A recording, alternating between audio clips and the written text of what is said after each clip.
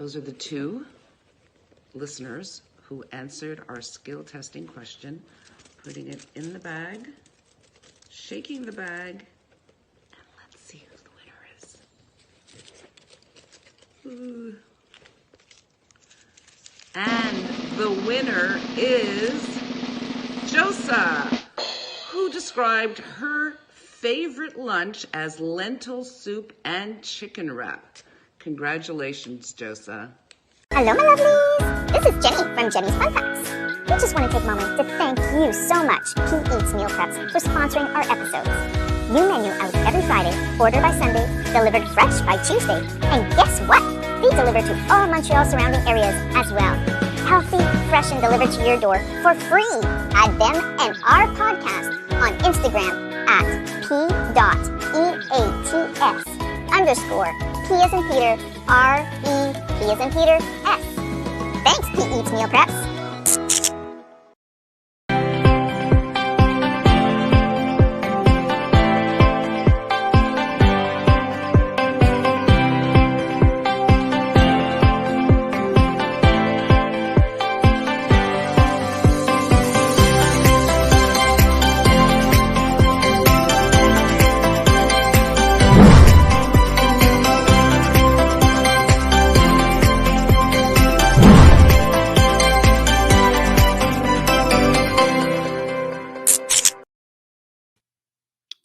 Welcome to Noon Hour Out of the Box. I am Esther Brzezinski, and I am your co-host. It is episode 28. A huge thank you to all our listeners. Your love and support is so appreciated. A huge thank you to Jenny DeHame, our producer, who makes all this happen, and to my incredible co-host, my mentor and good friend, Mr. Robert D'Alessio. Let's bring him on. Hey, nice to be here. Hello, everyone. Thank you so much for tuning in. And congratulations to Josa Mall for winning the contest. That's amazing. You're going to love P Eats. They make incredible food. So, Robert, today's topic is breaking up.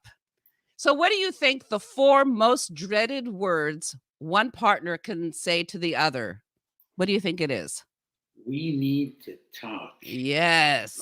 I just dread. I get the goosebumps just hearing that. I know. I know you're in trouble when someone's saying that. Exactly. And I thought, like, if I could recall some of my own breakups, and at first I had no memory, and then I realized, what am I talking about? I have gone through some difficult breakups. In one case, I recall being broken up with after 2 months of dating, and I literally stayed in bed for a week. I lost 10 pounds, couldn't sleep. It was awful. I was in my early 20s. So actually, a good friend of mine finally got me out of bed. We went to some jazz bar that evening. We were sitting with a male friend of hers, and who do I see but the person who had just broken up with me? So needless to say, I swear, about 3 a.m. that night, I got a phone call, and it was him. And he said, we actually said, we need to talk. He wanted to come and see me, and we were together for many years afterwards. So I remember how devastating that was, and how just like that, it was over and he was back. And when I was 16, my very first boyfriend actually cheated on me with my best friend. I mean, they were kissing, but nonetheless, infidelity is infidelity. So at that instance, I actually lost not only my boyfriend at the time, but my very best friend. So that in itself is a breakup as well.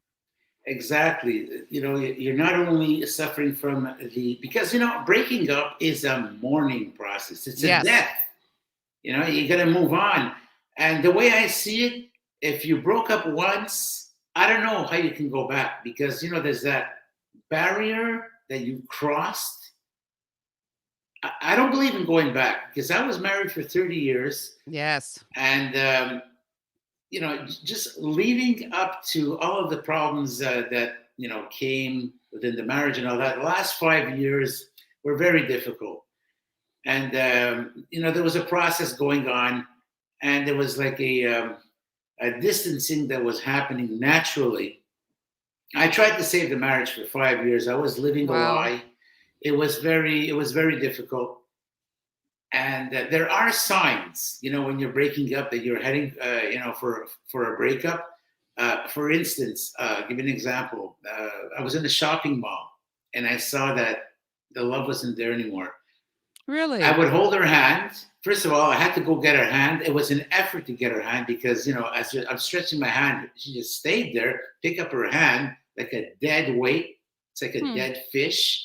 That's a sign that your marriage or relationship is going to go through some troubled waters. And as well, I can give you people some advice on what some of the warning signs are. First of all, when your mate starts losing weight, starts becoming very self-conscious of the way he or she looks, all of a sudden going to the gym, buying new clothes, buying some expensive perfumes, going out, staying out late, going out with friends. Yes. All of a sudden, there's a password inside the phone, and that password is not shareable. Why you have a password? Do you have something to hide? No, I just entitled to a personal life. Well, ask yourself the question, there's something around the corner. Yeah, it's definitely a red flag, Robert, for sure. And I've heard that before, where one partner talked about how they saw the change in the other. So, see, we'll have one of our listeners tuning in. It's my lovely Tweet Wee. Oh. She's gone to 2 hard breakups herself. Yes, it was very difficult for her. So, people, if you have, you want to make a comment or something, a quick question, go ahead. This is the time. This is the place. Absolutely. We have a really great show lined up. As usual, time is flying over here. We put together some banners, some slides. So, did you want to take a look at that so we can share this with the audience? Absolutely, Robert. Go ahead. Okay, so let's take a look at this. The breakups, the relationship breakups. A relationship breakup, or simply just breakup, is the termination of a relationship by any means other than death. The act is commonly termed dumping someone in slang when it is initiated by one partner.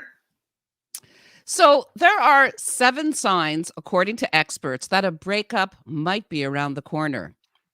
Number 1, your arguments turn unhealthy. You communicate less.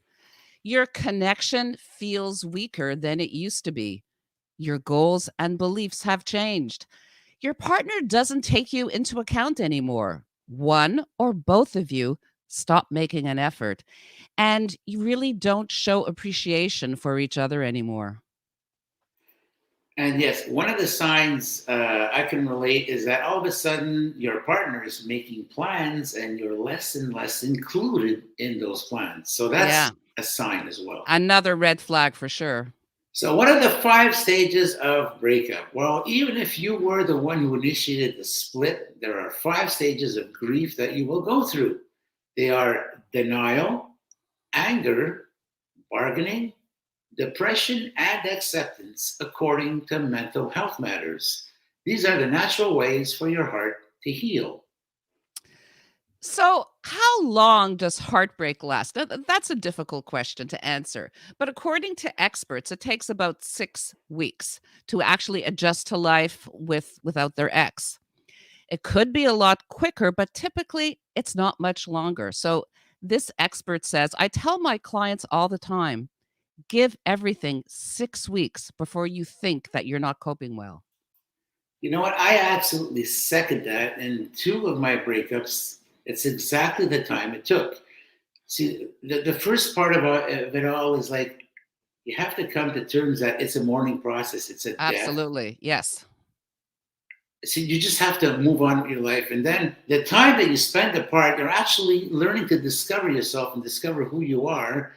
And a lot of times it's the dependency that we had on the other partner. So it's like, it's learning to live with yourself, learning to know who you are. And within that 6-week period, as we get closer to the 6 weeks, we start learning who we are. And all of a sudden we become confident. And a lot of times, my God, she actually did me a huge favor. So, Yes. That's what can happen. So let's move on with the slides over here. Okay, can you stop letting someone, even if you feel, even if you truly love them? Well, it is possible to stop loving someone. The love, as you feel it now, will change. Different people serve different purposes in your life. You can be grateful for the time you shared with this person and deeply care about them. Then also move on romantically and stop loving them in the way you once did. Even if you were still with this person in a romantic way, the love would change, grow, or even fade away with time. So there are some ways to help recover from a breakup, and here are 8 of them. So, firstly, you can take some time off and just let it out. Listen to sad music. Some people like doing that, some don't. Number 3, talk to supportive people. Number 4, read books about breakups. Number 5, sleep, eat, and exercise. Number 6, treat yourself right. Number 7, meet new people. And number 8, set firm boundaries. Also, so very important. Well, you were talking about listening to sad music. I don't know. For me, it just didn't make the cut. I Right. put on I Want to Know What Love Is by Foreigner and by Nazareth, Love Hurts. I killed myself with that. So, it worked for some people. It might not always work for me, though. Yes. So Jenny writes, good thing you have an amazing partner that is self-aware of love and compassion now. Oh, yes, it's true. It does make a huge difference. And there you go. 3, Bree is saying that communication in a relationship is very important. Yes, I strongly agree to that, And that's what makes the foundation of my relationship right now. It's communication. Yeah, that's of the utmost importance. Absolutely. So, Esty, let's go through a couple of these banners we didn't have a chance to look at here. So how about this one over here that you put up? And while you're at it, why not continue with the banners, Esty? Yeah, so one of the most frequently asked questions is, but why do people break up? And so the most common reasons that people break up usually involve a lack of emotional intimacy, sexual incompatibility, and differences in life. The next one here, it says researchers estimate that 41% of the first marriages end up in divorce. Wow. And it says 60% of second marriages end in divorce as well. That's pretty scary when you look at it. Oh, it is. So the statistics on adult breakups indicate that couples that have been together for longer are less likely to break up. I disagree. Robert, what do you have to say about that? Well, I went through that myself. I was with my wife for 36 years, 30 years married, still ended up in divorce. So, no, it's not about the longevity. It's about communication, caring for one another, and not losing sight of each other. Absolutely. And viewers beware, because breakups are more frequent if you go back. Yes, breakups are more frequent around certain holidays, according to breakup statistics. Yes. Well, as we were approaching Christmas, I was told on November 3rd that she wanted to end the marriage. So that was pretty close to Christmas. And then she wanted to spend Christmas with the family. I go, not really interested, to be honest with you. So, okay, we got a couple more banners over here. Let's whiz through them because we're almost, it's almost time to say goodbye, Esty. So a more recent study indicated that the majority of couples, which is 70.68%, do not get back together at all. Experts recommend waiting at least 1 month before getting back together with an ex. Have you ever experienced where an ex wanted you back? Oh my God, yes, and I don't want to reveal too much. It has happened to me, and as a matter of fact, recently.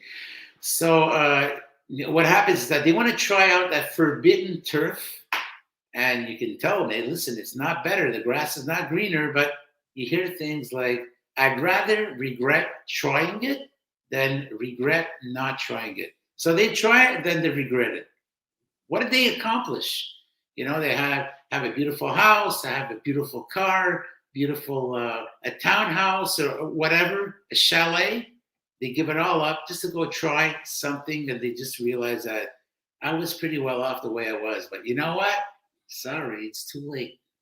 Yes, that's not a time to do any regretting. So, experiencing communication issues is also one of the top reasons why people split up. And that's very, very true. And I do highly recommend therapy when you are having difficulties. I myself went through that with my ex-husband, and it actually helped us tremendously for many, many years. We had a lot of family issues, and we needed that bond. So I do highly recommend it.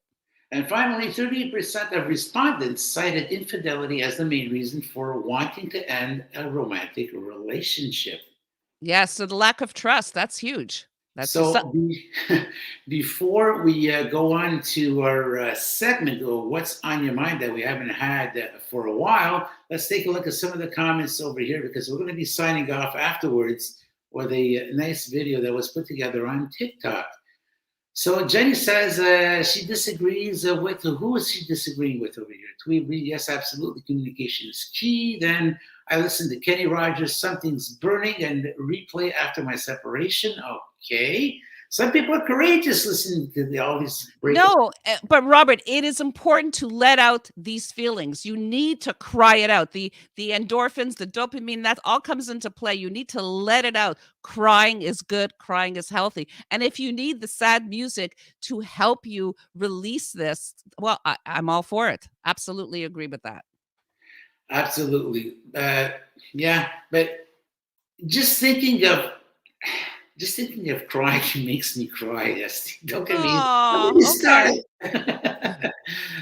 Let's take a look at this segment of What's on Your Mind. And folks, once again, if you have a What's on Your Mind segment, a pet peeve, please feel free to send it to us and we'll put it up. So let's take a look at this one here, our most recent What's on Your Mind.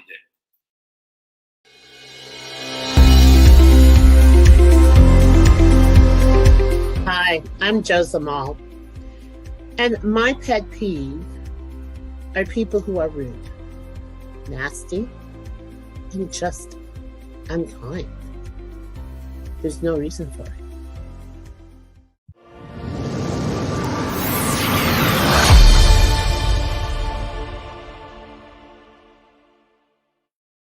Yes. Well, I'm certainly glad she won. I think she needs the free meal. No, she's right. Being rude, nasty, and unkind. Yes, and to be the receiver of that is extremely difficult, and people can be unkind and rude. So, that's thank you, Joseph, so much for bringing that up. And folks, once again, we invite you to submit your pet peeves and What's on Your Mind segment. Esty, what's up on our next show next week? Or what's the subject going to be? So next week we are discussing, and I love this subject, is lucid dreaming. And I know that you're really excited about that as well. Yeah. Absolutely excited. And like every show, it's going to be another fantastic show. Make sure you tune in. And before we sign off with this cute little video, we got an amazing show coming up this upcoming Monday, December 13th, on Rob's Inner Circle. Dan Del Fiorentino from San Diego, California, who's involved with NAM, is going to be our guest. So that's a show you don't want to miss. So to everybody for tuning in, thank you so much. We'll be seeing you next week. Same time, same place. Ciao. And as ciao for now. Sign off, you can enjoy this beautiful little video. Thank you, everyone.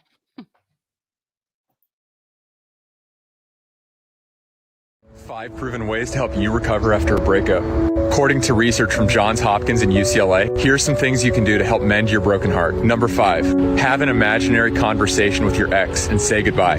This can help with closure. Write out everything that you want to say to them, and then simply say goodbye. Number 4, exercise. Exercise is critical for managing your stress levels and increasing your feelings of well-being. So try to get to the gym or walk for 30 minutes to an hour a day. Number 3, practice relaxation techniques. This includes meditation, yoga, breathing exercises, or journaling. This can significantly reduce stress and cortisol levels. Number 2, get a good night's sleep. This can be hard to do because of the increased stress levels during a breakup, but sleep is crucial for reducing the depressive reactions you experience during a breakup. And number 1, share your feelings with your close family and friends. Studies show that this actually causes your brain to release natural opioids, which will help you feel better.